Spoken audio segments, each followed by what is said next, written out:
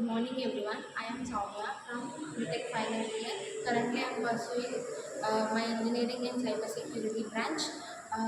Today, I want to discuss about an internship called, which is from AICT Eduskills platform.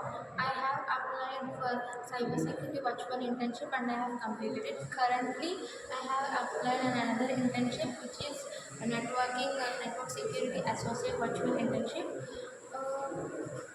Which is also from AICD platform.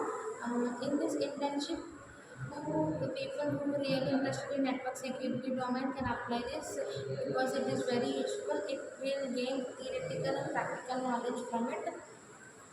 It's initially in this internship we'll cover the topics like the network security and cyber security domain related concept and all.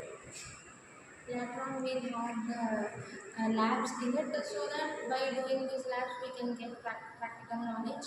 And initially, it's not we cannot do directly labs. First, we have to learn the topics and we have to see the demonstration video so that we can gain the knowledge and we can do more labs and we can practice.